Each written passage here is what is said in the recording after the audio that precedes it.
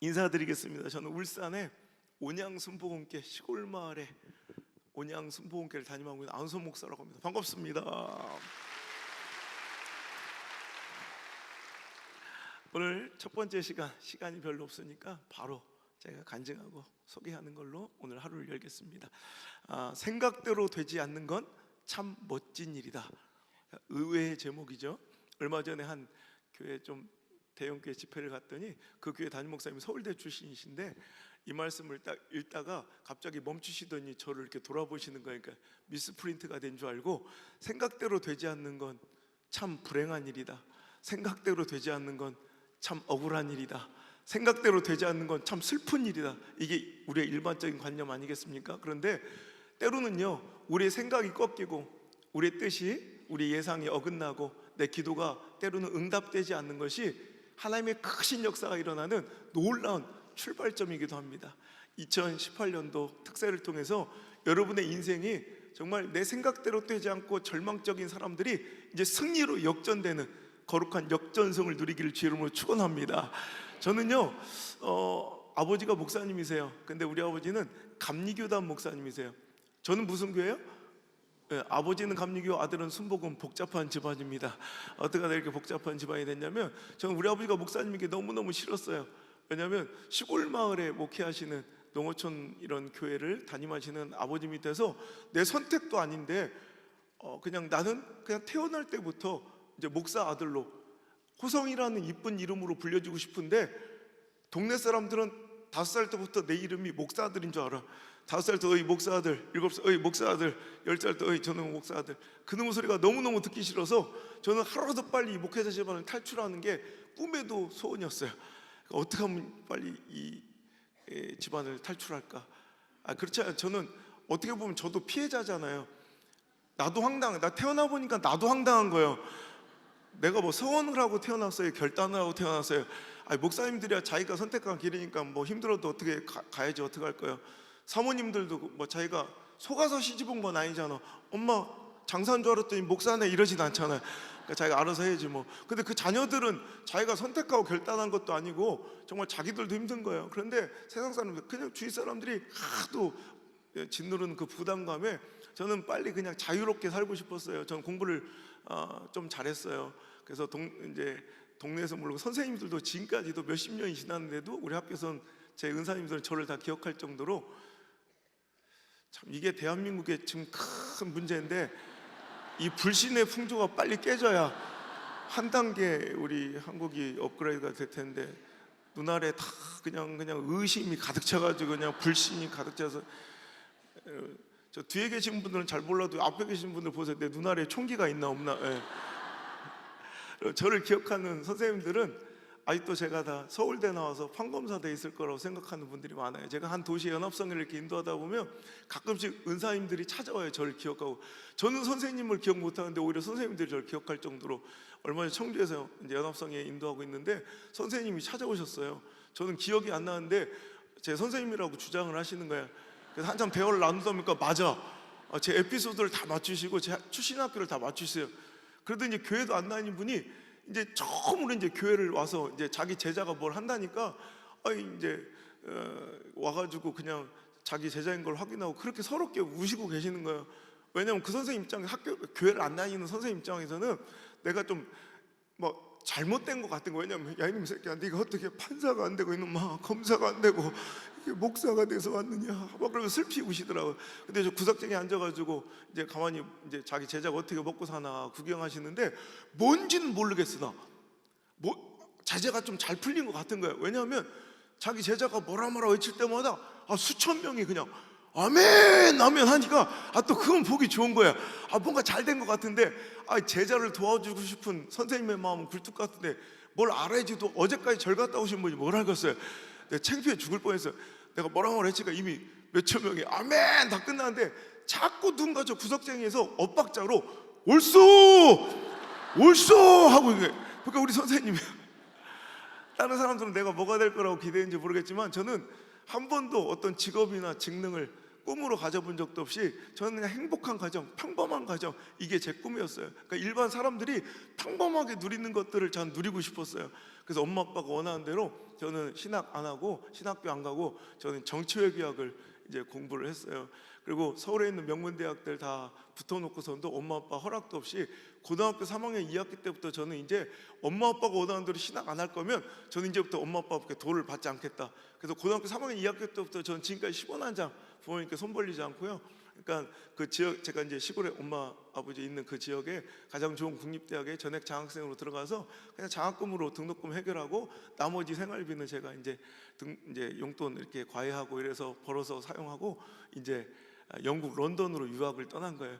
저는 이제 거기서 이제 학위를 따고 뭐 어느 정도 경험을 쌓고 한국에 들어와서 대기업에 이제 입사하는 게 제 생각이었겠죠. 근데 그냥 그 런던에서 유학 생활 중에 이제 점점점 이 다리가, 그러니까 저는 런던에서 IMF 터졌을 때 굉장히 힘들었을 때라 그때 굉장히 환율도 떨어지고 되게 어려운 시절에 한국에서 뭐 300만 원씩 매달 받는 애들도 밥을 굶을 정도였으니까 그런 데서도 부모님께 손 안 벌리고 열심히 생활하면서 그때 잠자는 시간도 부족하고 아르바이트 너무 많이 해서 그런지 다리가 막 땡기고 아프더라고요. 그래서 저는 이게 그냥 근육통이라고 생각하고 치부해 버렸는데 점점 이 통증이 이제 배로 옮겨지더니 나중에는 걷잡을 수 없이 내가 이제 배를 눌러놓고 또 내가 내려야 될 버스스탑에서 내릴 수 없을 정도로 배가 아파서 병원에 찾아갔다가 의사 선생님의 권면으로 학업을 중단한 채 이제 한국으로 그냥 실려 나오게 된 거예요. 아무래도 심각한 문제가 있는 것 같아요.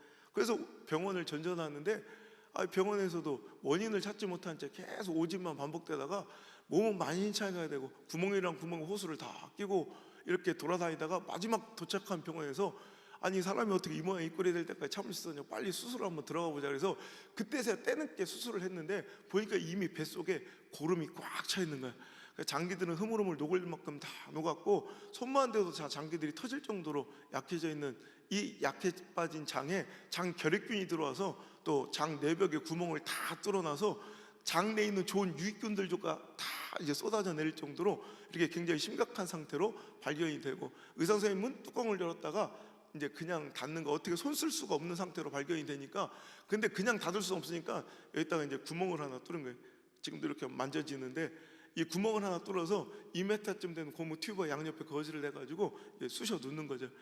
장기를 일반적으로 배에 고름이 꽉 차 있으면 장기를 드러내고 깨끗이 고름을 제거하고 넣고 꼬매야 되는데 그럴 수가 없는 게 장기를 만질 수조차 없을 정도로 상해 있으니까 그냥 거즈나 이 튜브를 이렇게 안에 쑤셔 넣고 이 뚫린 구멍으로 이 튜브를 뺀 다음에 이 뚜껑을 덮은 거예요. 그래서 어떤 역할인지 아시겠죠? 이 심지 끝에다 이 거즈를 이렇게 두껍게 대놓으면 아침마다 이제 고름을 빨아내는데 역한 냄새와 함께 샛노란 고름이 한 땜밖에 쏟아져 나오는 거예요. 아침이 되는 게 무서울 정도로 이 고통스러운 나날이 계속되고 저는 그때 물 한 모금도 마실 수 없는, 지금처럼 제가 그때 물을 꼴딱 삼키면 장이 툭 터질 정도로 그 의사 선생님이 물 한 모금도 못 마시게 하더라고요. 그래서 링거를 꽂아서 공급된 에너지로 숨만 붙어 있는데 점점 말라가더니 제 키가 179인데요 몸무게가 38kg이 떨어지니까 해골만 그냥 해골이 그대로 뼈다귀가 다 보일 정도로. 그러던 어느 날 갑자기 우리 가족들을 다 불러 모으는 거예요. 이제 마지막 인사 나누라고. 이제 저는 이런 일은 드라마에서나 영화에서나 나오는 일인 줄 알았는데 이런 일이 저한테 벌어지는데 정말 분노가 치밀어 오고 받아들일 수가 없더라고요. 근데 이걸 또 수긍할 수밖에 없는 비참한 순간, 이렇게 제가 이렇게 누워서 겨우 숨만 붙여 있는데 가족들이 저를 삥 둘러서서 내 침대로 이렇게 바라보고 있는데 그 눈빛이 아직도 기억이 나요. 극도의 슬픔과 절망에 가득 차 있는 우리 가족들의 눈빛을 딱 마주 대하는 순간 누가 입 벌려서 너 죽는다는 말 안 했는데도 알겠더라고요. 가슴이 철렁하면서 나 죽는구나. 얼마나 두려운지. 그때 침묵과 절망만 흐르고 있는 병실문을 갑자기 우리 아버지가 팍 열고 들어오시더니 이 흉측하게 말라 죽어가는 아들의 이 몰골을 가리기 위해서 이 턱 밑까지 덮어놨던 시트를 확 걷어버리고 이 펑퍼짐 환자복을 확 벗겨버리니까 앙상한 죽어난 아들의 모습이 적나라하게 드러나는데 어디서 갖고 오셨는지 카메라 하나로 그 죽어가는 아들의 모습을 담기 시작하는 거예요. 착각, 착각, 착각. 그 강했던 아버지가 소리 없이 눈물만 줄줄 흘리시면서 필름 한 통 다 닳도록 셔터를 누르시는 아버지가 저에게 그 카메라를 내미시면서 하신 말씀이 호성아 너 안 죽어. 오성아 너 절대 안 죽어. 그러니까 얼른 일어나서 이것 가지고 하나님 살아계신 거 간증하며 살아다오. 그 말씀이 얼마나 감사한지. 이건 아버지가 아들한테 주시는 말씀이 아니라 이제 소망 없이 죽음을 기다리고 있는 저에게 주시는 하나님의 소망의 약속으로 들리는데, 저는 굉장히 보수적 신앙의 전통에 자라나가지고요 막 아멘하고 막 손 들고 이런 걸 못 해봤어요. 근데 사람이 너무 절박하니까 나도 모르게 손을 번쩍 들고 아멘 아멘 살고 싶어서 정말. 그런데 실상은 그렇지 못한 게, 내 힘으로 시트 이불조차 끌어올릴 수 없을 만큼 배약해진 저는 버버버 떨리는 손으로 이만큼밖에 손이 안 올라가고 입술은 다 말라붙들어가지고 반쯤 새어나오는 신음소리처럼 아멘 아멘 외치고 있는데, 그 아멘의 신음소리 같은 고백에도 우리 하나님 찾아오셔서 역사하시기 시작하는데 내가 희망의 빛이 보이는 거야. 의학적으로 절망이고 의사 선생님도 포기한 싸움인데 희한하게 희망의 빛이 보이고 저는 살겠는 거야. 그날 밤에 하나님께 기도하고, 하나님 저 살려주세요. 아니면 저 살려주실 줄 믿습니다. 저 살려만 주시면 내가 주의 종이 되어 주의 일을 하겠나이다. 그 소원을, 그 약속을, 그 기도를 하나님 받으셨다는 확신이 드는데, 그래서 그런가 그 다음날부터 몸이 얼마나 개운해지고 가뿐해지는지 저에게 플라시보 효과, 긍정의 위약 효과라고 생각했어요. 근데 아니에요. 확실한 육체적 증거가 드러나기 시작하는데, 아침마다 덧대는 거지 뗄 때마다 역한 내속에 한 대박 쏟았더니 샛노란 구름이 딱 떼는데 썩는 냄새가 확연히 줄어들고, 더 기적적인 일은 찐득찐득한 이 샛노란 구름 색깔이 이 투명한 물 색깔로 맑아지고 묽어지기 시작하더니 이유 없이 점점 그 구름의 향이 줄다가 갑자기 어느 날 그 구름이 이유 없이 싹 말라버린 것입니다. 할렐루야. 하나님 역사를 하신 거예요. 정말 저를 마지막으로 집도했던 그 의사는 난 크리스찬, 예수님도 안 믿는 분이 제 모습을, 제 변화를 보고 손을 벌벌 떨며 하신 말씀이, 도대체 이게 어떻게 된 일입니까? 이건 하나님이 하셨네요. 우리 엄마가 맨날 옆에서 기도하시는 모습을 보시니까 교회도 안 다니는 분이, 예수님도 영접하지 않은 분이, 하나님을 알지도 못하는 분이 제 변화와 나아가는 이 모습을 보고 하나님의 살아계심과 그 권능을 인정할 수밖에 없는 기적과 같은 일이 벌어진 거예요. 근데 제가 이제 시간이 없으니까 치료의 전 과정을 다 얘기할 수는 없고요. 하여튼 제가 1년여 만에 정말 죽을 줄 알았던 그 아들이, 그 환자가 1년 만에 제가 병원 문을 스스로 걸어 나오는 기적과 같은 일이 벌어진 거예요. 할렐루야. 정말 물론 제가 태어날 때는 40kg밖에 안 돼요. 쇠꼬챙이처럼 말라서 1년여 만에 이렇게 걸어보려니까 안 걸어져. 다리가 후들후들 떨리고 발바닥이 땅에 닿는 느낌이 얼마나 징그러운지 그날 아직도 기억나는 게, 제가 조심조심 겨우겨우 한 발 한 발 떼어서 병원을 나섰는데 우리 엄마가 그 병실 바닥에, 그 더러운 병실 바닥에 누워서 한없이 울고 계신 거예요. 그도 그럴 것이 우리 엄마는 아들의 죽어가는 모습을 옆에서 지켜보던, 여러분 자기 자식이 한두 끼만 굶는 모습 보아도 얼마나 마음이 저리고 아픈 게 엄마예요. 근데 제가 아들이 밥 한 톨 못 삼키고 뺏싹 말라 굶어 죽어가는 걸 옆에서 지켜봐야 했던 엄마. 우리 어머니는 제 똥오줌을 받아냈어요. 돌아가시는 부모님의 똥오줌을 자식이 받아내도 부모 입장에서 싫을 것 같은데, 미안할 것 같은데, 전 20대 중반에 이 젊은 나이에 어머니가 대주는 소변통에 이제 똥은 안 나, 먹는 것도 없고 장은 다 괴사 상태. 그런데 이 링거를 꽂고 살아가니까 얼마나 이렇게 오줌이, 소변은 자주 나오는지, 그때마다 어머니가 대주는 그 병실, 그 플라스틱 통, 거기다가 소변을 받아내야 되는 이 아들의 심정은요, 이거 겪어보지 못한 사람은 몰라요. 진짜 20대 중반에 그 혈기왕성하고 자존심 강했던 제가 정말 엄마가 대주는 소변통에 의지해서 오줌 넣을 때마다 진짜 비참해서, 그때는 미성숙할 때 얘기니까 이해하고 들어주세요. 그때는 진짜 내 혀를 깨물고 죽고 싶은 거예요. 근데 저는 내 혀를 깨물 만한 힘조차 남아있지 않은, 그럼 그때마다 내가 할 수 있는 일은 고작 고개를 이렇게 떨구는 거예요. 그래서 그 모습 안 보는 거. 그럼 눈물이 주르르 흘러내리는데, 흐르는 눈물은 내가 어떻게 참을 수 있지만 어떻게든 흐느낌과 소리는 내가 안 내는 거예요. 왜?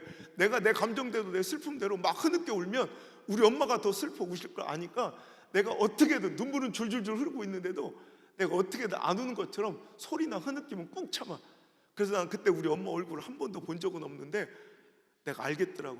엄마도 미세하게 떨리는 손이, 우리 엄마도 그때마다 울고 계신 거예요.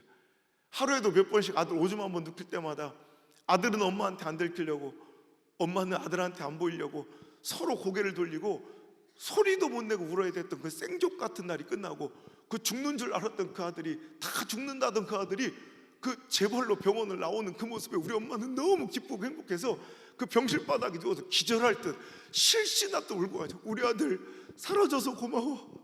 우리 아들 사라져서 고마워. 우리 아들 사라져서 막 그 엄마를 일으켜 함께 병원을 나오는 그날 얼마나 날씨가 쾌창한지 전 아직도 그 햇살이 내 볼에 닿던 첫 느낌이 기억이 나요. 햇빛이 얼마나 고소한지. 여러분, 햇빛 맛있는 거 알아요? 햇빛도 고픈 거 알아요? 햇빛도 못 쐬고 살아가면 배고프듯이 햇빛이 고파요. 햇빛이 너무너무 맛있어요. 하늘만 봐도 행복하고 땅만 봐도 감사하고, 그때는 뭐 다른 어떤 특별한 일이 벌어져야 감사가 아니라 그냥 걸어만 가도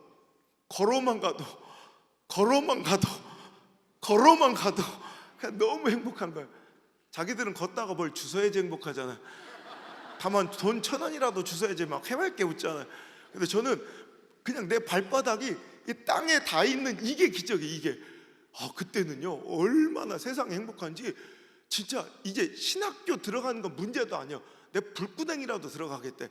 목사 되는 건 일도 아니야. 내 순교도 해드리려고 그랬어. 그런데 이 은혜라는 게요, 여러분, 그게 첫날 만날 죽을 때까지 가면 얼마나 좋아. 이 은혜도 유통기한이 있더라니까. 여러분 다 아시죠? 여러분, 영원할 줄 알았는데 이 기쁨과 감사가, 야, 사람이 얼마나 간사한지 시간이 이렇게 지나니까 내 몸의 건강이 딱 되찾아지니까 자연스럽게 은혜 유통기한이 따르르르 다 돼. 내 정신이 딱 들어오는데 엄마야, 나 큰일 날 뻔했다. 나 목사 될 뻔했다. 내가 막 은혜에 취해가지고 신학교 정문 앞에 와 있어. 하마터면 들어갈 뻔했어. 하마터면 이러다가 우리 엄마 아빠 꼬라지로 평생 살 뻔했다 생각하니까 막 아찔한 거예요. 맨날 포기하고 희생하고 양보하고 맨날 그렇게 무기력하게 사는 모습이 난 너무너무 싫었거든요. 그리고 뭘 그렇게 잘못했다고 맨날 하나님께 죄인이라고 난 그게 너무 이거 큰일 날 뻔했다. 그래서 이번에 하나님 약속 어기고 이제 살만해지니까 이번에 또 도망친다고 도망친 게 일본으로 유학을 또 떠나요. 우리 쓰레기보도 그래요. 자기들도 다 그렇게 살았으면서 나만 쓰레기요. 난 그 성경 인물 가운데 그 요나씨 있죠, 요나. 나 그 양반만 보면 그렇게 애정이 가고 남 같지가 않아요. 난 지금까지 목회하면서 한 번도 그분을 나쁘게 설교해 본 적이 없어요. 난 천국 가도 그분부터 찾아뵈려고 그래. 참 궁금한 분이야. 이 배은망덕한 정말 이 싸가지 없는 놈을 내가 하나님이라면 나 같은 거 내치고 버리고 죽였을 것 같은데, 우리 하나님 참 좋으신 분인 게 저를 일본 땅에서 버리긴커녕 오히려 만나주셔서, 전 일본 유학 시절에 그때서야 비로소 전 인격적으로 예수님을 영접하고 나의 하나님, 나의 예수님, 나의 성령님이 내 안에 들어오신 거예요. 여러분, 지금까지 우리 아버지 때문에 다니는 교회, 아버지 때문에 드린 예배, 성도들의 시선과 관심에 떠올려 할 수 없이 서 있던 내 사역의 자리, 이런 게 아니라 진짜 내 안에 나의 하나님, 나의 예수님, 나의 성령님이 임하시니까 얼마나 행복한지, 막 내 얼굴도 마음도 막 기쁨 충만, 은혜 충만, 행복 충만, 감사 충만, 아싸라 비야 쿵짝 비야, 막 얼마나 좋은지, 행복한지 진짜 너무너무 좋더라고 우리 하나님. 근데 너무너무 좋은데 다만 목사만 안 시키시면 딱 좋겠더라고. 그때 우연한 기회로 제가 이제 굴지의 대기업 삼성하고 대우에서 스카웃 제의를, 특별 제의를 받게 되고, 총괄 본부장들이 오셔가지고 저는 이제 특별 스카웃 제의를 하셔서 너무 달콤한 그 제안에 분명히 이제 찔리고 조금 그런 게 있었는데도 왜 은혜가 충만하니까 또 신앙의 양심이 살더라고요. 그 자꾸 막 찌르는 거야. 하나님 약속해, 신학교 간다, 어떻게 하려고. 근데 너무 달콤한 그 제의에, 그러니까 여러분들, 우리 청년들도 마찬가지로 이게 분별력이 있어야 돼. 하도 좋아 보인다고 덥석덥석 다 주워 먹으면 안 되고, 이게 하나님 주신 신령한, 하늘의 신령한 복인지 아니면 마귀의 템테이션, 유혹인지를 분간할 수 있는 분별력이 있기를 주의 이름으로 축원합니다. 저처럼 잘못 주워 먹었다 큰일 난다. 여러분, 저는 너무 세상의 달콤한 제의에 내가 오케이 하고 사인하고 딱 들어오는데 찜찜하긴 하지만 뭐 어쩔 수 없다. 그래서 유학하는 그 하숙집에 들어와서 샤워를 하고 딱 이제 잠자리에 들으려고 누웠는데, 거짓말처럼 그날 밤부터 다시 내 배가 싹 아프게. 여러분, 김문우 목사님 아시죠? 내 사부님인데 내 포동학교 1년이면 한 4-5번 집회를 가요. 근데 김문우 목사님 항상 내가 이 얘기하면 그런다. 안 목사님, 내가 들을 때마다 거짓말 같다. 어떻게 딱 그날부터 그래 거짓말같이 이거 신빙성 없어 보인다고. 나도 그래. 그로부터 몇 달 후 그래야지 또 신빙성 있어 보이는데, 나도 그러고 싶은데 진짜 그날 밤부터 거짓말처럼 배가 아프기 시작하는데, 야, 그것도 막 아싸리 막 이렇게 아픈 게 아니라 막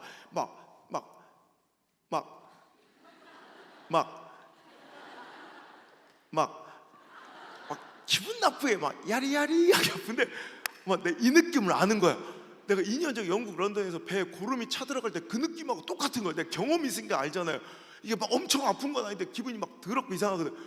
그래 너 얼마나 두려운지. 그 다음날 우리 장로님 한 분이 오사카에 의원을 하고 계셔서 그 병원에 이제 찾아가서 검사를 받는데 기가 막힌 결과 나오기 시작하는데, 그래서 제 염증 수치가 일반인 정상치의 무려 70배, 80배, 100배, 120배 하루 만에 치솟기 시작하니까 우리 장로님 안 되겠다고 큰 병원 옮기자고 해서 종합병원을 제가 큰 병원을 이송이 돼가지고 거기서도 각과 원장님들이 저를 붙잡고 이제 검사를 하는데도 원인을 찾지 못하고 내린 결론이 모르겠다. 원인 알 수 없으나 분명한 것은 무슨 일인지 당신 뱃속에 고름이 차들어가기 시작해서 장기들이 훼손되고 있으니까 빨리 수술 들어가는 수밖에 없겠다.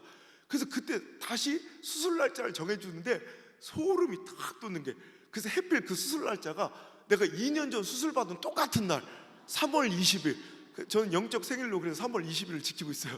다시 살아난 날 두 번이나. 얼마나 두려운지. 딱 그때 제 마음이, 내가 일본에 수술방으로 딱 들어갈 때 그때 마음이 여기서 하나님께서 내 생명을 딱 걷어가시겠다는 두려움이 딱 들더라고. 그러다 주여 살려주세요 막 이렇게 기도도 할 수 없는 게, 난 전과가 있잖아. 옛날에 한번 했었잖아. 미안해서 못하겠더라고. 여러분 간절히 기도할 수 있는 것도 축복인 줄 믿습니다. 여러분 간절히 부르시죠. 기도할 수 있는 것도 이것도 은혜요. 저는요 막 주여 이렇게 못하고 기도를 이루고 했다니까. 주여 답답하시죠? 저도 답답합니다. 주님 이름은 어떨까요? 그저 속는 셈 치시고 한 번만 더 살려주시면 이번엔 진짜입니다. 내가 진짜 목사가 되겠습니다. 이 부끄럽고 민망하기 짝이 없는 기도를 하나 응답해 주셔서 전 수술 중에 죽음을 경험하죠. 그러니까 의학적으로는 죽음인데 의사 선생님이 말씀하시기를 극적으로 멈췄던 호흡이 돌아오고 심장이 다시 뛰기 시작해서 제2의 인생을 이렇게 덤으로 살며 여러분 앞에 서서 하나님의 시퍼렇게 살아계심을 증거하고 있습니다. 할렐루야. 저는 하나님께 영광.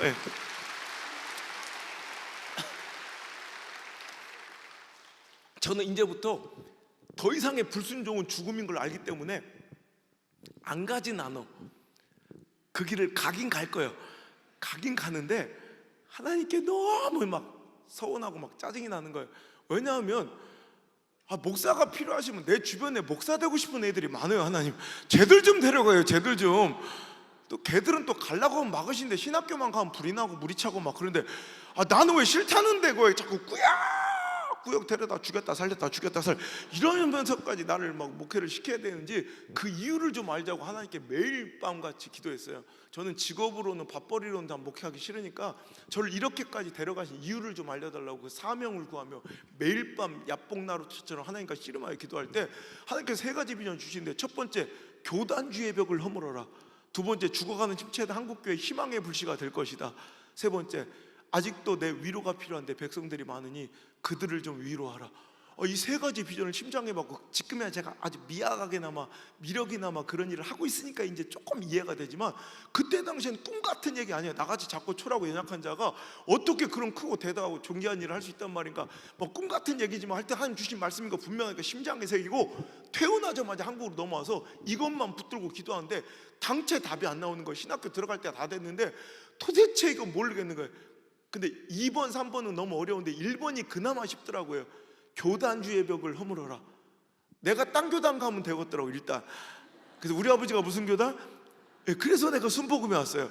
근데 많은 제가 실은요 여기 합동측이죠. 제가 장로교단 특히 합동측에서 제가 담임 목사 청빙이 많이 들어와요. 얼마 전에도 그런 일이 있었는데 또 통합 측에서도 또 성결교 백석 측에서도 이렇게 이제 저를 이렇게 담임으로 와달라고 이렇게 청빙이 많이 들어올 때마다 제가 이제 거절하고, 얼마 전에도 한 110년 된 큰 몇천 명 되는 교회에서 또 연락이 왔더라고요. 그래서 제가 거절할 때마다 목사님들 물어보세요. 아니 그럼 안 목사님 그러면 우리 순복음만 떠나면 됐지 우리 합동으로 오지 그랬냐, 우리 통합으로 오지, 우리 고신으로 오지, 우리 성결교로 오지, 우리 백석으로 오지 왜 하필 순복음이냐고 물어봐요. 그럼 제가 그때 제가 여의도 순복음교도 1년에 몇 번씩 집회 가는데 내가 조영기 목사님 앞에서 똑같이 하니까 이해하고 들으세요. 그때 당시 내가 가장 싫어했던 교단이 순복음이에요. 내가 가장 꺼려하고 싫어했던 곳으로 온 것이 이제 순복음 교단. 전 그래서 순복음 교회를 한 번도 안 다녀보고 순복음 교회 목사가 된 특이한 전력을 갖고 있는 사람이에요. 그러니까 저는 되게 그냥 교단만 바꿔서 거기서 신앙만 하고 목사 안수만 받으면 그냥 무조건 그냥 교단주의 벽이 허물어질 줄 알았는데 웬걸 교단을 바꾼다는 건, 뛰어넘는 건 엄청난 문화적 충격이 기다리고 있더라고요. 전 우리 아버지 교회밖에 못 다녀봤잖아요. 그죠? 우리 아버지가 목사님인데 옆 교회 가면 좀 그렇잖아요. 그 교회 다니셔야지. 그러니까 우리 아버지의 목회 현장이 난 전부였어요. 우리 아버지는 굉장히 보수적인, 정말로 막 예배는 이건 경건이 지나치다 못해 막 경직에 가까울 때 예배 시간 웃지 말아요. 아멘도 하지 말고 박수 치지 말아요. 눈알도 굴리지 말아요. 가만히 있어. 주기도문 끝나요. 숨도 크게 쉬는 그런 게 있죠. 쫙 해가지고 팔이 날아가는 소리도 다 들리는. 나 어렸을 때부터 이렇게만 예배드려. 나 이런 게 되게 편하다고. 그런데 나는 이제 모든 교회가 다 그런 줄 알았어. 거기다가 또 우리 아버지 문제가 뭐냐면 우리 아버지 고향이 충남 서천이에요. 거기가 또 유달스럽게 말이 느려요. 우리 아버지는 나고 잘하고 목회도 다 충청도만 하셔가지고 또 우리 아버지는 또 너무 느려. 난 우리 아버지 찬송가가 원래 맞는 찬송가인 줄 알았어요. 우리 아버지 박자가 정박자인 줄 알았다니까. 저 어렸을 때 그렇게 찬송가를 듣고 자라서 원래 찬송가 그런 줄 알았어요. 우리 아버지 맨날 주의 보혈 이러면서 눈인사를 다 해. 우리 교회 한 성도가 한 200~300명 됐는데 그 성도들과 눈인사, 요 한 소절이면 눈인사가 다 끝나는 거예요. 그리고 농협도 옆에 왜 안 왔냐 이거예요. 출석 체크도 다 끝나. 그러니까 목회의 많은 부분을 요 찬송가 한 절 만에 다 하시는 분이에요. 주의 피 이 부분을 제일 좋아했는가 한 15번은 꺾는 것 같아요. 그리고 우리 교인들도 이제 다 알아. 오줌 마른 이들은 이때 다 나가. 그래서 1층 내려가서 오줌 놓고 여유롭게 올라오면 그때서야 우리 아버지는 믿으오 이런다고. 나 원래 찬송가가 그런 줄 알고 살았어요. 내가 난생 처음 내가 순복음 예배를 드려본 게 신대원 가서 채플 시간에 신학생들과 함께 드린 예배가 내 인생 최초의 순복음 예배인데 나 이런 광경을 처음 보고요. 막 뜨겁기가 막 들어가는데 열기가, 나 이런 광경을 처음 봐서 무섭더라고요. 채플 시간에 지금이야 제가 거의 교수가 돼 있고 막 거기서 그런 영성 집회를 인도하는 자가 됐으니까 이건 기적 같은 일인데 그때는 막 문 열면 찬송을 하는데 눈아리가 어디를 쳐다보는 건지 막 눈을 똑바로 앞을 봐야지 막 이것도 무서워 죽겠고 또 내가 외국 나갔다 들어온 지 얼마 안 돼서 그런지 자꾸 찬송을 보면 내가 모르는 찬송가만 자꾸 불러. 난 이게 신곡인 줄 알았어. 새로 나온 찬송가인 줄 알았어요. 근데 어느 날 가사를 가만히 듣다 보니까 내가 아는 찬송가야. 죄보여내 집에. 난 살다 이렇게 빨리 찬송 부르는 거 처음 봤어. 그때 내가 아는 주의 보혈은 이런 보혈이 아니었거든. 나도 우리 아버지 목양지를 따라 충청도에서 살아가지고 나는 이렇게 빨리 찬송 부르는 거 처음 봤어요. 어느 날 자존심이 막 확 상하고 승부욕이 발동해서 하나님 내가 언제까지 이 찬송을 구경만 하겠나니까 내가 오늘만큼은 이 찬송가를 내가 순교할 각오로 완창하여 드리리이다. 나 진짜 그날 오기로 승부욕으로 끝까지 부르다가 나 진짜 그때 진짜 거의 죽을 뻔해. 순교할 뻔해. 마지막 끝소절 한 소절 남겨놓고 내가 내 입으로 부르는데 내가 일단 뭔 소리인지 모르겠어. 그리고 내 눈알은 흰자위밖에 안 보이고 거의 입신하기 직전 단계 있죠. 찬송을 끝내고 나가 내 자신이 얼마나 기특하고 자랑스러운지 난 대학교 붙었을 때보다 영국에 유학 갔을 때보다 이때가 더 자랑스러워. 잘했다 호성아 잘했어 장하다 너도 이제 드디어 진정한 순복음 교인 되었다 하나님 보셨나이까 이렇게 꼴값 떨고 있는데 잊을 수 없는 충격적인 말 한마디가 들려오는데 그때 앞에서 찬양을 막 인도하는 전도사님이 갑자기 자 여러분 이번엔 좀 빠르게 불러봅시다 이래. 여기서 뭘 어떻게 더 빨리 불러. 알고 보니까 내가 죽을 뻔했던 그 박자 그 빠르기가 우리 순복음교단 그게 보통 빠르기요. 그게 전 서울에서 태어났고요. 4살 때부터 우리 아버지 목양지를 이제 따라다니면 4살부터 저는 충청도에서만 계속 살았는데 어떻게 가보지도 알지도 살아보지 못하고 울산 땅 그 시골 마을에 목회하고 있는지 오늘은 이 간증만 하고 이제 이 시간을 마치려고 하는데요. 교수님 한 분이 이제 강의 중에 들어와서 툭 던진 말 한마디가 내 인생을 바꿔놓은 거예요. 우리 순복음이 옛날에 이단 소리 들으면서 초라하게 핍박받고 그랬지만 이제 명실상부 한국교계에 이제 그 메이저급 교단이 돼가지고 각 지역마다 가장 대표적인 대형 교회들로 이렇게 세워져 가고 있으니까 옛날하고 다르다니까. 어디 가나 이제 당당하게 자긍심을 가지고 목회하라 뭐 이렇게 신대원생들한테 자긍심을 고취시키는 말씀을 하시다가 갑자기 툭 푸념 섞인 말 한마디로 그런데 말이야 다른 데는 다 부산, 뭐 광주, 대구, 뭐 모든 도시에 이렇게 순복음교회가 다 이렇게 자리를 잡고 큰 교회가 나왔는데 이상 울산은 어떻게 이렇게 안 되나 몰라. 유일하게 실패한 땅이 울산이래요. 울산은 순복음의 무덤이야. 조용기 목사님의 고향이기도 해가지고 조용기 목사님이 그렇게 지원을 하고 이렇게 밀어줬는데도 여러분 다른 지역도 이 개척을 30년 전에 이렇게 개척한 교회들이 조용기 목사님이나 여의도에서 지원한 교회들은 300명, 500명씩 모여서 개척을 해요. 그리고 그 교회들이 지금 몇십 년 흘러가면서 몇천 명, 몇만 명으로 다 각 지역마다 부흥했거든요.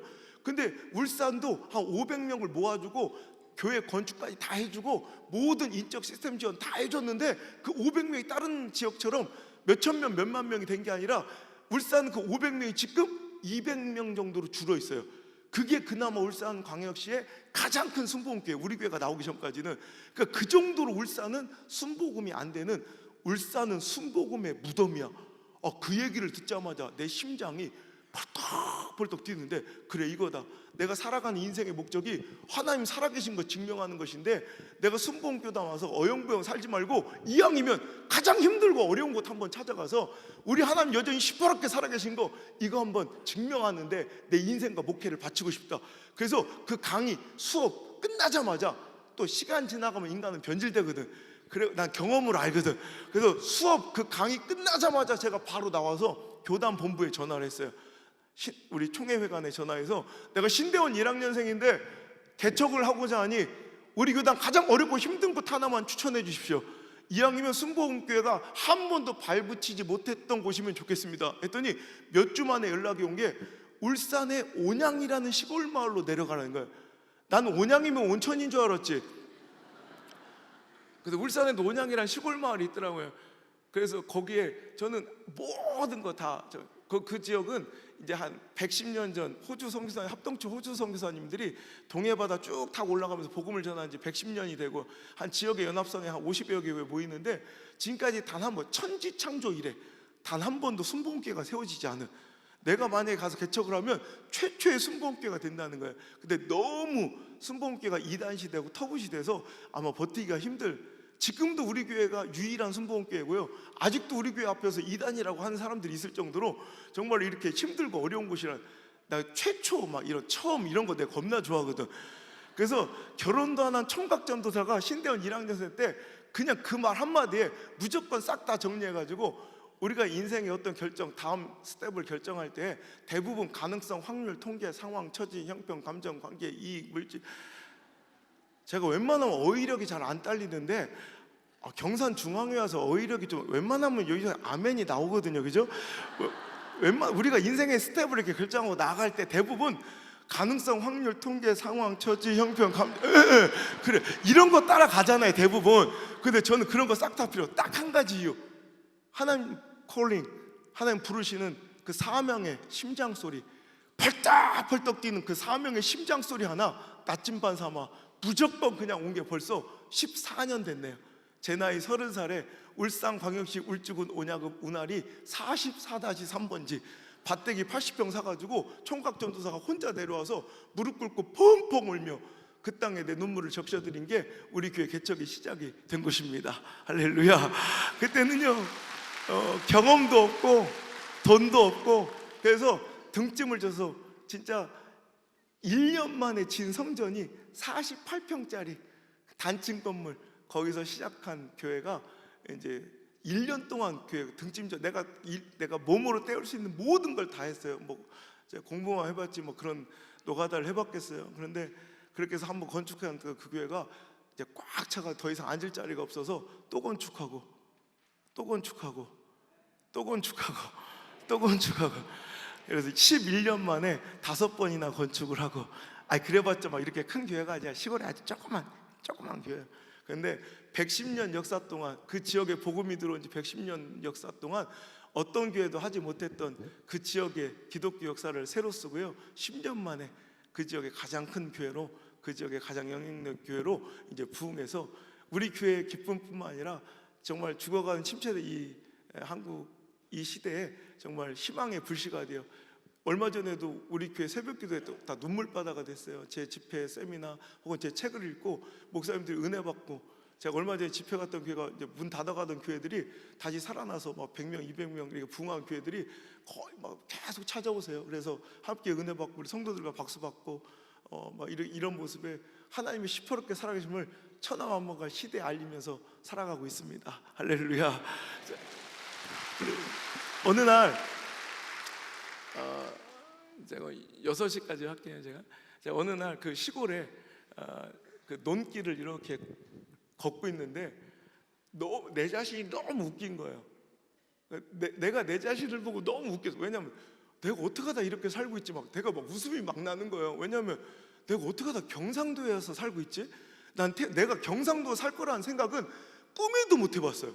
근데 이제 내년이면 내가 지금까지 살아왔던 내 인생 가운데 가장 오래 산 곳이 경상도가 되는 내년. 난 이제 경상도 사람이야 이제. 거진, 그죠? 거기다가 내가 시골에 살고 있는 게 너무 웃긴 거예요. 봐봐요, 내가 시골 살게 생겼나? 나는 백화점 1층 냄새를요, 알죠? 백화점 1층 그 황홀하고 달콤한 냄새. 나 백화점 1층 냄새를 내가 한 달에 3번은 꼭 맡아. 그 면세점, 공항 면세점 냄새를 난 1년에 2번은 꼭 맡아 사는 사람, 아니면 돌아버린 사람이에요. 그죠? 그런데 이 시골 마을에 살고 있는 내가 너무 웃긴 거예요. 그 논길을 걷고 있다가 거기다가 또 내가 목사가 돼 있는 게 더 웃긴 거야. 내가 어쩌다 목사가 됐지? 거기다 내가 목사가 되면 당연히 난 감리교회에서 막 살았고, 우리 아버지가 감리교 목사니까 당연히 감리교 될 줄 알았는데 순복음교회 목사가 돼 있는 게 더 웃기고, 거기다 저는 또 이렇게 되게 폐쇄적이고 사람 만나는 걸 싫어하고 혼자 이제 저 밖에서 책 보고 이제 돌아다니는 걸 싫어해요. 저는 그런 제가 전국팔도 전 세계를, 지금도 여기 밤까지 제가 여기 부산에서 집회하다가 새벽에 도착해서 또 이거 끝나고 또 포항 가서 또 집회하고, 또 새벽에 와서 여기 집회하고, 또 포항 갔다 집회하고, 왔다 또 다음 주는 또 미국 가야 되고, 그러니까 전 세계 전국을 지금 7년 됐는데 주일날 2부 예배만 드리면 나와서 전국 팔도를 돌다가 토요일날 새벽에 잠깐 들어갔다 주일날 지금 7년 동안 하루도 못 쉬고 하루에 8시간 이상씩 이렇게 매일 말씀을 전하는 이런 순회 설교자로 제가 사용되고 있는 게 너무 이게 웃긴 거예요. 난 꿈도 못 꿔봤던 일이거든. 거기다 제일 놀랐던 거, 어느 날 자다가 깜짝 놀랐어요. 내 옆에서 자고 있는 여자가 부산 여자예요. 나 깜짝 놀랐어요. 내가 부산 여자랑 결혼할 줄은 나 상상도 못 해봤어요. 그것도 선 봐서. 쪽팔리게 선이 뭐예요, 선이. 내 인생에 그 단어는 없을 줄 알았거든. 저는요 어렸을 때부터 그렇게 결혼에 대한 환상과 로망이 있었어요. 저는 이렇게 인위적으로 짜맞추는 만남을 싫어해서 전 대학교 다닐 때 미팅도 한 번 안 했어요. 왜? 소개팅 한 번 안 했다고. 왜? 인위적으로 짜맞추는 게 싫어가지고. 제가 꿈꾸던 만남, 왜 이런 걸 때 뭐 하다 따라라라라라라 이런 걸, 나 이런 극적이고 꿈 같은 만남을 내가 꿈꿔왔는데, 내가 선이 뭐예요? 쪽팔리게 선이. 내 인생 첫 번째 선이자 마지막 선이 그 여자예요. 목사 안수 받으려면 결혼 상대자를 데려와야 된다고 해서 그냥 첫 선 보고 한 달 반 만에 결혼한 게 우리 집사람이에요. 그러니까 그래서 3남매를 지금 낳고 아들 딸 이렇게 두고 있는데, 오늘 우리 집인데도 내가 되게 낯설어. 왜냐면 저는 주일날 2부 예배만 드리면 나와서 이렇게 돌다가 토요일날 잠깐 들어갔다 나오기를 지금 한 7년. 어느 날은 내가 내 집인데 이렇게 들어갔는데 우리 집에서 부산 여자 1명하고 울산 애들 3명이 모여 앉아서 아니다, 아니야, 어디, 아니다, 아짜, 아니다, 어디, 막 이게 너무 웃긴 거예요. 내가 어쩌다가 부산 여자가 울산 애들하고 3명, 그래서 내가 너무 막, 그리고 우리 막내딸을 내가 천사라고 부르거든. 안나, 천사, 안나 일로 와봐. 그때 왜? 그래, 안나야, 아빠 있을 때만큼이라도 사투리 좀 안 쓰면 안 돼? 아빠만 외톨이 갖고 소외감 느끼잖아. 그때 우리 안나가 하니, 아빠 우리가 언제 사투리 썼는데? 그게 바로 사투리 연연아. 그랬더니 그래? 이거 서울말 아니야? 이래. 지가 사투리 쓰는지도 모르는 거야 우리 집 애들은. 그 내가 얼마 전에 홍대에 집회가 있어서 애들 학교 안 보내고 내가 우리 안나를 데리고 홍대 집회 갈 때 같이 가가지고 이제 같이 이렇게 놀다가 아침에 쇼핑하고 밥 먹고 하다가 이제 호텔에 들어와서 씻고 이제 저녁 집회 들어가려고 하는데, 우리 안나가 초등학교 3학년인데 심각한 모습을 놔두고, 아빠 진짜네?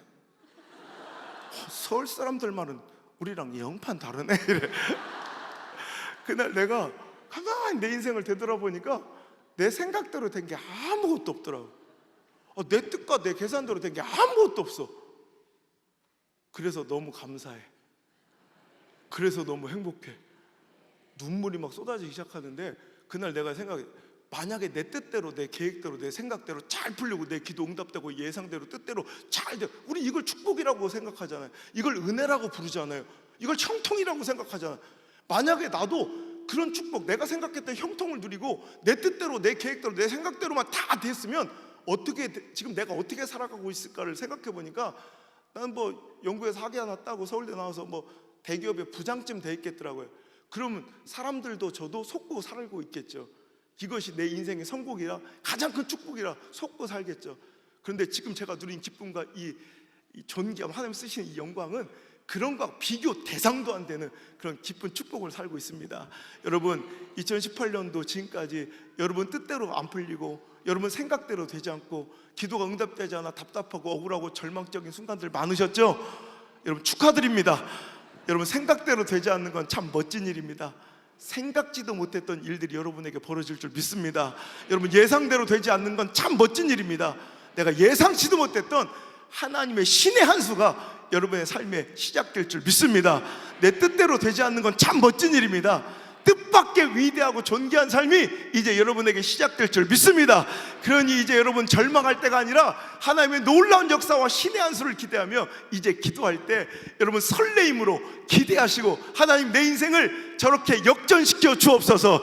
나의 절망과 약함을 사용하셔서 하나님의 시퍼렇게 살아계심을 천하만방에 드러내게 도와 주시옵소서. 오늘 새벽에 그 기도 붙잡고 하나님께 간절히 청하고 돌아가시길 바랍니다. 이 시간 주님의 이름을 크게 세 번 외쳐부르고 기도할 때, 하나님 나를 사용하셔서 주여 내 인생을 역전시켜 주시고, 하나님의 살아계심을 천하만방에 드러내는 거룩한 한 증거로, 예화로 나를 사용하여 주옵소서. 나를 내가 생각지 못했던 정말 귀한 축복의 세계와 위대한 인생으로 나를 인도하여 주옵소서. 우리 간절히 주의 이름을 크게 외쳐 부르고 기도합니다.